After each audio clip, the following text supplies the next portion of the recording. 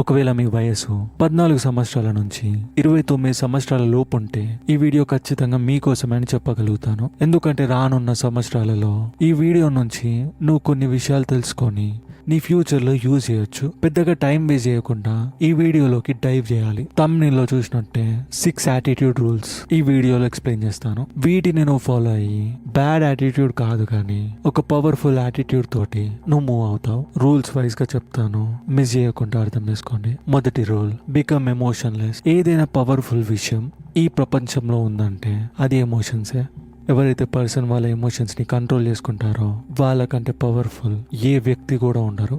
అలానే ఎవరైతే పర్సన్ వాళ్ళ ఎమోషన్స్ని కంట్రోల్ చేసుకోరో వాళ్ళ లైఫ్ మొత్తం వీక్ పర్సన్ లాగానే ఏడుస్తూ ఉంటారు. ఎందుకంటే ఎదుటి వాళ్ళు అతన్ని ఈజీగా యూజ్ చేసుకుంటారు. క్లియర్ గా చెప్పాలంటే ఫుట్బాల్ ఆడుకున్నట్టు ఆడుకుంటారు. అది వాళ్ళ మంచితనం, వాళ్ళు కామ్ గా ఉంటున్నారు అని కూడా ఒక పాయింట్ ఆఫ్ వ్యూ లో చూడొచ్చు. కానీ ఉన్నది ఒక లైఫ్. నువ్వు ప్రేగా ఉంటావా, ప్రెడేటర్ లాగా ఉంటావా, ఆ చాయిస్ మీ మీదనే ఉంటుంది. ఈ ఎమోషన్స్ ఒక పర్సన్ కి స్ట్రెంత్ ఇస్తుంది, బిగ్గెస్ట్ టాస్క్ నుంచి కూడా గెలవడానికి. ఇంకా అలానే ఆ సేమ్ పర్సన్ వాళ్ళని వాళ్ళు డిస్ట్రాయ్ చేసుకోగలుగుతారు అవే ఎమోషన్స్ తోటి. ఇక ఈ emotions person out of control లోకి వెళ్ళిపోతాయి. దాన్ని ఎవ్వరు కూడా ఆపలేరు. ప్రజల లైఫ్స్ ని కోల్పోతారు. ఇదొక అబద్ధం. ఈ మోడర్న్ ప్రపంచంలో మనం ప్రాక్టికల్ గా ఉన్నా, లాజికల్ గా ఉన్నా, 500 సంవత్సరాల క్రితం కూడా మన డిసిషన్స్ డిసైడ్ అయినాయి మన ఎమోషన్స్ మీదనే. ఈ రోజు కూడా మనం ఏం చేస్తున్నాం అనేది ప్రతి ఒక్కటి కూడా బిల్డ్ అయ్యేది ఎమోషన్స్ మీదనే. ఈ రోజు టైంలో ఎవరైతే ఎమోషన్స్ నేర్చుకుని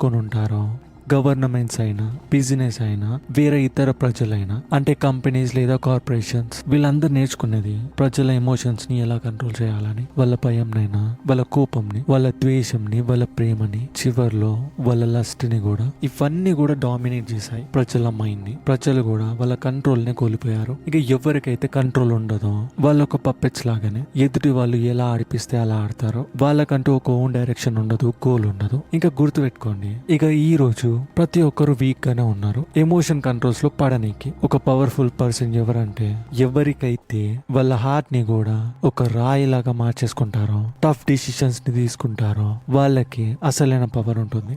ఎవరైతే వాళ్ళ ఎమోషన్స్ ని కంట్రోల్లో పెట్టుకుంటారో వాళ్ళకి తెలుసు ఏది ఎప్పుడు చేయాలి, ఇంకా ఏది కరెక్ట్ అనేది. అది గుడ్ అయినా బ్యాడ్ అయినా జస్ట్ కరెక్ట్ అవ్వాలకి అనేది వాళ్ళు చూసుకుంటారు. నీ ఎమోషన్స్ ఇక్కడ వెపన్ లాగా పనిచేస్తాయి. దాన్ని ఎదుటి వాళ్ళ చేతిలో పెట్టకు, నీ చేతుల్లోనే ఉంచి నీ లైఫ్ లో బిగ్గెస్ట్ బ్యాటిల్స్ ని ఫైట్ చేయి. ఎందుకంటే నువ్వు ఒక్కసారి వేరే వాళ్ళ దగ్గర నీ ఎమోషన్స్ ని పెట్టావంటే వాళ్ళు నేను ఎలా ఆడుకోవాలో అలా ఆడుకుంటారు. ఒకవేళ నీ హార్ట్ బ్రోక్ అయింది, నువ్వు ఫెయిల్ అయ్యి ఉన్నావు అనుకో, అప్పుడు ఒక డిప్రెషన్ పుడుతుంది నీ బాధ నుంచి. దాని బదులు ఆ పెయిన్ ని నీ లోపల పెట్టుకో, దాన్ని మోటివేటర్ లాగా కన్వర్ట్ చేయి. నీ ఎమోషన్స్ అనేవి జస్ట్ ఎనర్జీ లాగా. ఒకవేళ నువ్వు వాటిని రైట్ ప్లేస్ లో ఛానలైజ్ చేసావంటే అప్పుడు ఒక మ్యాజిక్ జరుగుతుంది. ప్రతిసారి ఒక విషయం అయితే గుర్తు పెట్టుకోండి, నీ ఎమోషన్స్ ని యూజ్ చేస్తూ ఒక రైట్ థింగ్ మీద నువ్వు ఫోకస్ చేసావంటే నువ్వు పవర్ఫుల్ విషయాలని సాధిస్తావు. రెండవ రూల్, ట్రస్ట్ ఇన్ లిమిట్స్. ఈ ప్రపంచం నమ్మకం మీదనే నడుస్తుంది. అందుకని మనం కొందరు ప్రజల్ని ట్రస్ట్ చేయాలి. కానీ ఇక్కడ ఒక డార్క్ సైడ్ కూడా ఉంది నమ్మకంకి. ఇప్పుడు ఒకవేళ నువ్వు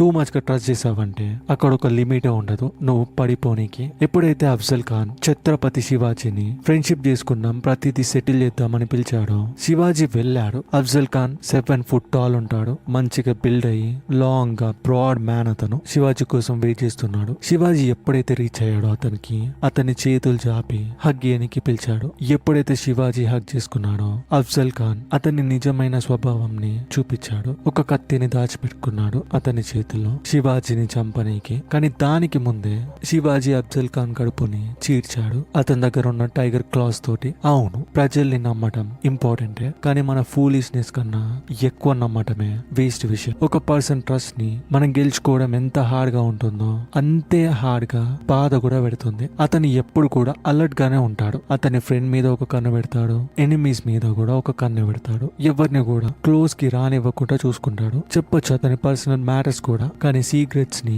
మెయింటైన్ చేయాలి. అందువల్లనే ఎదుటి పర్సన్ ఎప్పుడు కూడా హాని కలిగించడు. మూడవ rule, be stubborn enough to move mountains. Common people ఒక బాల్ లాగా స్లోప్ నుంచి ఈజీగా పడిపోతారు. పడిపోయేటప్పుడు ప్రతి ఒక్క స్టోన్ కి తాకుతూ వెళ్తారు, ప్రతి అబ్స్టాకిల్ కి. అలా తాకినప్పుడల్లా వాళ్ళ దారి చేంజ్ అవుతుంది. ఈ ప్రజలు నార్మల్ లైఫ్ ని బ్రతుకుతారు. ఇప్పుడు ఎవరైనా వచ్చి ఇది రైట్ అన్నారనుకో, వాళ్ళు అదే చేస్తారు. ఇంకా వేరే వాళ్ళు వచ్చి దీన్ని వదిలేసి వేరే దాన్ని చేయంటే అంటే మళ్ళీ వాళ్ళు వేరే దాని మీద షిఫ్ట్ అవుతారు. వాళ్ళ గోల్స్, వాళ్ళ డ్రీమ్స్ ఎదుటి వాళ్ళ మీద డిపెండ్ అయి ఉంటాయి. అవి కూడా చాలా సున్నితంగా ఉంటాయి. ఏమైనా ట్రబుల్ వచ్చిందంటే బ్రేక్ అవ్వటానికి. ఇప్పుడు ఇంకొక చేతిలో కొందరు మనుషులు వాటర్ లాగా ఫాస్ట్ ఫ్లోయింగ్ రివర్ లో నో మ్యాటర్ ఏం స్టోన్ వచ్చినా, ఏం అబ్స్టాకిల్ వచ్చినా వాళ్ళ దారిని వాళ్ళు చూసుకొని వెళ్తారు. చింపుకుంటూ కూడా వాళ్ళు ప్రతిదీ వెళ్ళిపోతారు. వాళ్ళ డిసిషన్స్ ని చేంజ్ చేసుకోవట్లేదు, వాళ్ళ పాత్ ని కూడా చేంజ్ చేయట్లేదు. అందుకనే ప్రజల ఆలోచన చాలా ఇంపార్టెంట్. ఇక అప్పుడు ఆ థాటే స్టబ్బర్నెస్ లాగా, అంటే మొండితనం లాగా మారుతుంది. ప్రతి ఒక్కరు కూడా షాక్ అవుతారు తర్వాత ఏం జరుగుతుందని. ఆ అబ్సెషన్ నీతోటి నీకుంటే నువ్వు దేనైనా ఫుల్ఫిల్ చేయగలుగుతావు. ఎంత పెద్ద కష్టం వచ్చినా గానీ ఆ అబ్సెషన్ నిన్ను నువ్వు బెటర్ చేసుకోనికైనా, నిన్ను నువ్వు గెలవటానికైనా, ఎదుటి వాళ్ళని డిఫీట్ చేయనికైనా, నీ కెరియర్ లో నువ్వు ఒక స్టేట్ లో ఉండాలంటే ఎవడి మాట వినొద్దు, మనిషి మాట అసలు వినొద్దు. నీ టార్గెట్ 10 మైల్స్ అయితే aim for the 11th mile. లోపల పుడుతుందో నువ్వు మెంటలీ ఒక వారియర్ లాగానే. ఏం జరిగినా గానీ, దాహం వేసినా, ఆకలైనా, హ్యాపీనెస్ వచ్చినా, కంఫర్ట్ ఉన్నా, నువ్వు ఏదైతే అనుకున్నావో అది ఫుల్ఫిల్ అయ్యే వరకు ఆ అబ్సెషన్ లోనే నువ్వు ఉంటావు. అది దక్కనంత వరకు నీకు పర్ఫెక్ట్ స్లీప్ ఉండదు. ఎవ్వరు కూడా నీకు అంత ఇంపార్టెంట్ గా అనిపించరు. నువ్వు గెలిచే వరకు పరిగెడుతూనే ఉంటావు. 4వ rule, independence is non negotiable. మనం ఎప్పుడైతే సైకిల్ నేర్చుకునే టైం వస్తుందో ఆ టైంలో డెఫినెట్లీ సపోర్టింగ్ వీల్స్ తోటి అటాచ్ అయి ఉన్న సైకిల్ ని మనం స్టార్ట్ చేస్తాం. కొంత టైం తర్వాత వాటిని తీసి పడేస్తాం. ఇక సైకిల్ ని కేవలం 2 టైర్ల మీదనే నడిపిస్తూ ఉంటాం. నువ్వు పవర్ఫుల్ కావాలంటే నువ్వు ఇండిపెండెంట్ గా ఉండటం నేర్చుకోవాలి. ఎదుటి వాళ్ళ మీద నీ లైఫ్ ని పెట్టి వాళ్ళ మీద డిపెండ్ అవుతూ నువ్వు బ్రతకలేవు. నువ్వు నీ ఓన్ మనీని, నీ ఓన్ వెల్త్ ని క్రియేట్ చేసుకోవాలి. ఎవ్వరు కూడా నీ దగ్గరకు వచ్చి సహాయం చేయరు. ఒక మెంటర్ నీకు యుద్ధంని ఎలా గెలవాలనేది చూపిస్తారు. ఒక దారిని వాళ్ళు చూపిస్తారు నిన్ను టఫ్ చేయడానికి. కానీ నువ్వు ఫీల్డ్లోకి ఎంటర్ అయ్యేది కేవలం నీతో మాత్రమే. ఎవ్వరు కూడా నీ కోసం ఫైట్ చేయరు. నువ్వు ఫీల్డ్లోకి ఎంటర్ అయిన తర్వాత నువ్వే రక్తం చిందించాల్సి ఉంటుంది. ఈ మాటలు కొంచెం బిటర్ గానే ఉండొచ్చు, నచ్చకపోవచ్చు, కానీ అక్కడ ఒక ఓల్డ్ సేయింగ్ ఉంటుంది, leave like your father is dead. Meaning ఏంటంటే మీ ఫాదర్ లేడు అన్నట్టే నువ్వు బ్రతకాలి. అంటే నువ్వు అనుకునే అర్థం కాదు, నీ సపోర్ట్ కి ఎవ్వరు లేరు నిన్ను పట్టుకోనికి. ఒకవేళ నువ్వు పడిపోతే అలాంటి మైండ్ సెట్ తోటే నువ్వు గ్రో అవ్వాలి. ఒకవేళ మీ ఫాదర్ మీద నువ్వు ప్రతిదీ డిపెండ్ అయి ఉన్నావంటే నీ ఫ్యూచర్ లో నువ్వు బ్రతకలేవు. అందుకనే ఒంటరిగా నువ్వు నేర్చుకోవడం వల్లనే కొన్ని మిస్టేక్స్ ని నీ లైఫ్ లో నువ్వు ఐడెంటిఫై చేస్తావు, ఆలోచించి వాటిని తీసేస్తావు. రియల్ స్ట్రెంగ్త్ చాలా మంది ప్రజలు సపోర్ట్ చేసి పైనకి వచ్చినందుకు రాదు. మీరు గమనించినట్టయితే పొలిటీషియన్ పిల్లలు పవర్ లోకి వస్తారు, యాక్టర్స్ పిల్లలు మళ్ళీ యాక్టింగ్ లోకి వస్తారు. ఇదంతా వాళ్ళ ఫాదర్ సపోర్ట్ తోటి. కానీ కొందరు ఉంటారు ఒంటరిగానే వాళ్ళు ప్రతిదీ సాధిస్తారు. రెస్పాన్సిబిలిటీని నీ షోల్డర్స్ మీద పెట్టుకునే ఛాన్స్ రాకపోయినా నువ్వు ఆపర్చునిటీని తీసుకొని మరీ నీ షోల్డర్స్ మీద పెట్టుకొని నీ లైఫ్ ని లీడ్ చేయాలి. దాన్ని రియల్ యాటిట్యూడ్ అంటారు. 5వది, బికమ్ అబ్సల్యూట్లీ ఫియర్లెస్. ఒక అర్థం గాని ఎవరు మాట్లాడుకొని నిజాన్ని మనం మాట్లాడుకోవాలి. ఎవరైతే భయపడతారో వాళ్ళు చంపబడతారు. ఎవరికైతే ఎక్కువ ఇన్సెక్యూరిటీస్ ఉంటాయో అలానే సెల్ఫ్ ఎస్టీమ్స్ వాళ్ళని ఈజీగా కంట్రోల్ చేయగలుగుతారు. ఎందుకంటే ఇలాంటి ప్రజలు ఏమనుకుంటారు, వాళ్ళ లైఫ్ దానంతట అదే జరుగుతుంది, అయిపోతుందని. వాళ్ళ లైఫ్ మీద వాళ్ళకి కంట్రోల్ కూడా ఉండదు. అలాంటి ప్రజలు ప్రతిసారి భయపడుతూనే ఉంటారు. వాళ్ళ లైఫ్ ని కూడా అలానే స్పెండ్ చేస్తారు ఒక ఆలోచనలో, నెక్స్ట్ ఏం జరుగుతుంది అనేది ఎవరికి తెలుసని. చాలా మంది కూడా ఎక్కువ మాట్లాడతారు. వాళ్ళ పవర్ ని కూడా వెంటనే చూపించేస్తారు. వాళ్ళు ఏం చేయగలుగుతారో, వాళ్ళు ఏదైతే సొంతం చేసుకున్నారో, ఎవరినైతే వాళ్ళు కంట్రోల్ చేస్తారో. కానీ నిజమైన విషయం ఏంటంటే ఈ పవర్ విషయంలో అసలు దాని గురించి మాట్లాడలేరు. ముందు కూడా అది రైట్ టైంలో మాట్లాడి చెప్పలేము, కానీ దాన్ని చూపించగలుగుతాం. ఒకవేళ ఎవరైనా అడిగారంటే పవర్ఫుల్ అంటే అర్థమైంది అని, ఇక్కడ స్ట్రైట్ ఆన్సర్ ఒకటే ఉంటుంది, ఎవరైతే ఎదుటి వాళ్ళకి భయపడరో వాళ్ళే అని. ఎవరైతే ఫియర్లెస్ గా ఉంటారో వాళ్ళు భయపడతారు లోపట.